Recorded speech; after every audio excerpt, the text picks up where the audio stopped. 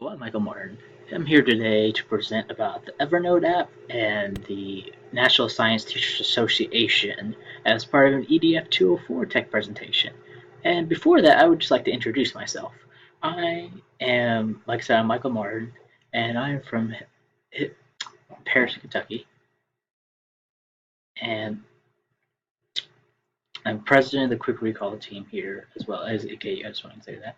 Um, and that's something I love. It's a passion for because I love it's a Team Jeopardy style game, and I've learned a lot through it of leadership and learning and different things through it, and that's why I continue it from high school to college. And I hope maybe one of my dreams things is to become a coach of the quick recall team as a teacher. Uh, when I get if I get an ideal teaching spot, and also just to teach AP European history because that European history is one of my favorite topics, and especially medieval Renaissance. I like showing how how like that area, even though people think it's barbaric or like a rough spot of history, like that's not useful anyway. I like to show that there's more to it, and there's more compelling aspects to it, and that there's more you can learn from it to better yourself from it, and there's more connections to it, and that's one of the things I love to do with history, and that's why I like the topic a lot. That topic a lot because most people think that is the most backward part of history, and I like to show, wait a minute, there's more to it than you think it is, and more that would be helpful to study. But anyway, enough about myself. Let's get to the actual apps today. I will show you those. Yes, the first topic that we'll be talking about is the NSTA, the National Science Teachers Association, which is a professional peer review organization. It is a paid-based organization, so to get all the activities in it, you had to pay for it, but there's certainly free resources on it. But one of the best things about this being it is a professional organization, so it provides really good detailed resources for science teachers and science learning.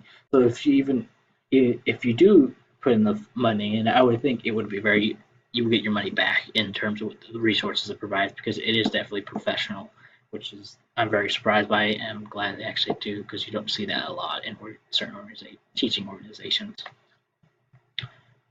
And like some of the resources it does provide that you can get on there is lesson plans for different subjects, teaching and science books, books about just teaching in general, especially focused on science, and then just general science books about certain science topics, and articles on lessons and teaching news, and a good thing is professional peer-reviewed journals on science teaching.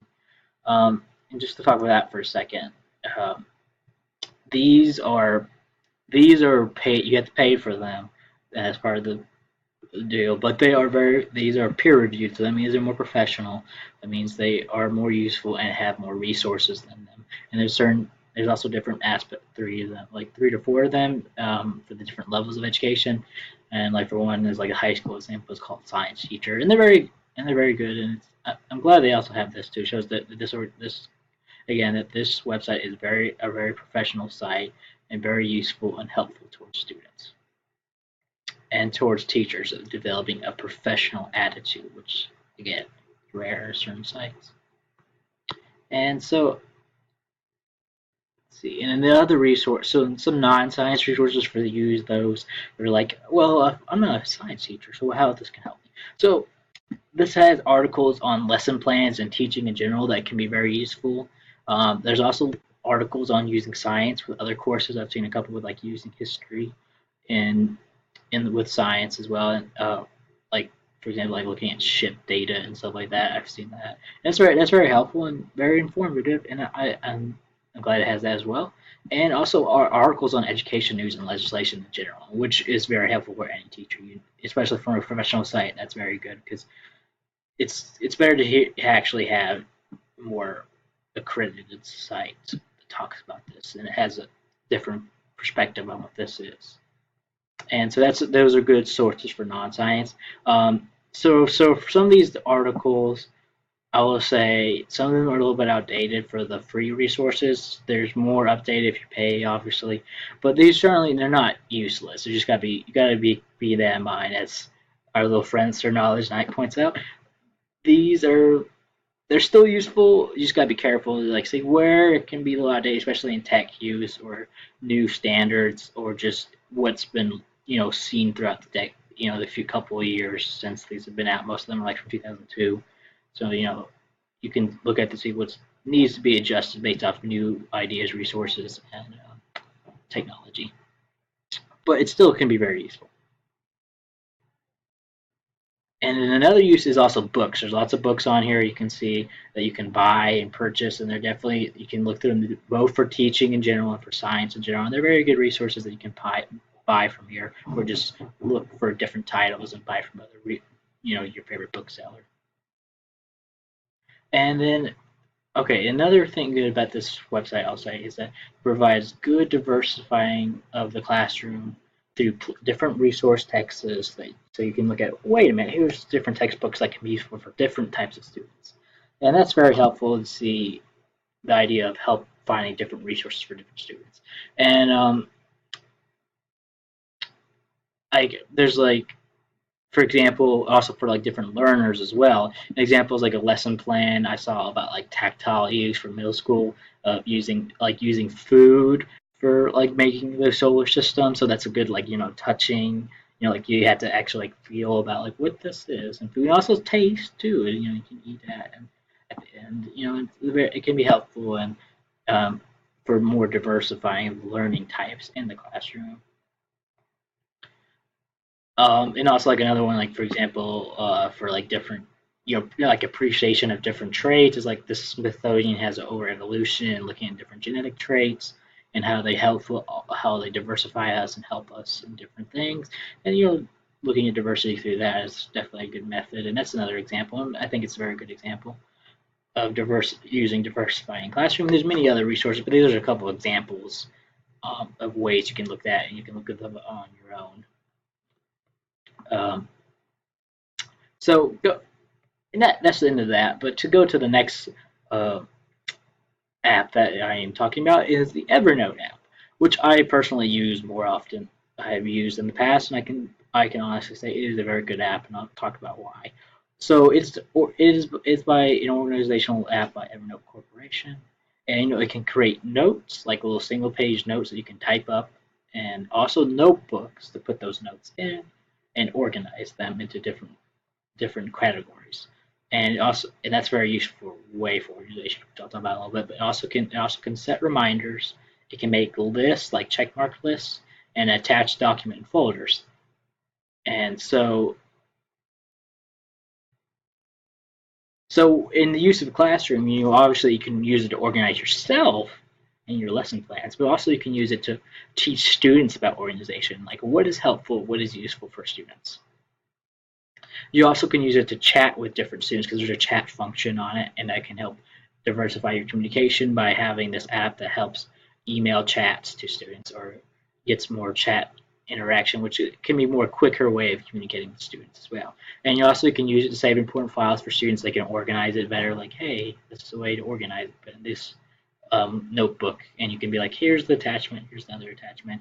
It also has a search function, so you can search for these very easily. You can search for your notes really easily. So that's another thing for organization. You can find it way easier than like written notes. You also can use it on your phone as well, this app. So you can type on your computer or just type on your phone and then later have it on your laptop or phone separately. And I'll have it on both of these devices. And then you can easily see your notes in different places and have easy access to study them, which can be used for mobile studying for students or like easy access to multiple devices for making it a lot helpful for students in this ever-growing technological world. And so, okay, so another method you can use also, and also this is also good for diversity for classroom, and that again, like I talked about, the chat system allows for more diverse and real-time communication, so that allows more interaction and diverse ways of contacting students. So different ways for students who are use communication differently, they can see it through this. through this method of chat. That's one way. There's also writing pen, which means that you can write electronic notes as well. And so if you can find an electronic pen, or maybe that's useful within like an iPad system, that can be, or like Surface systems that have those touch systems, you can use it, and it allows both the tactile writing that some students love or need in their learning to learn, and so that helps contact with students, but also it allows it in the electronic format, so it's easier to organize and save. And so it also allows way diverse ways of organization, well as another note to that. And so that allows diverse ideas for students who might have diverse needs in terms of organization. So anyway, to continue on, I would like to go to the next thing of the format of how to how this can be helpful in the classroom.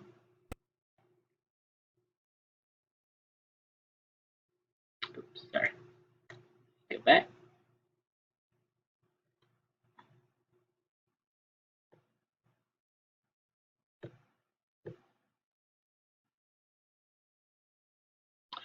So again, like I said, I wanted to point out again, like how useful is like at the end of the chat and phone function as well. Those can be very helpful in diversifying learning, also getting quick communication. That in this ever-changing world, quick communication can be helpful and useful for students, and it makes it like also can make it easier on getting out information. Making students feel like they are in a more professional and organized classroom that allows quick communication, and so they don't have, and also can feel like they can ask questions much easier and get responses in a better way.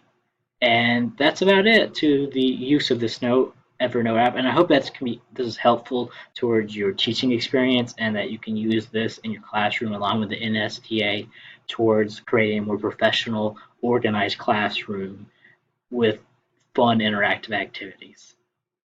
But anyway, I hope you have a great day. Thank you for watching, and goodbye.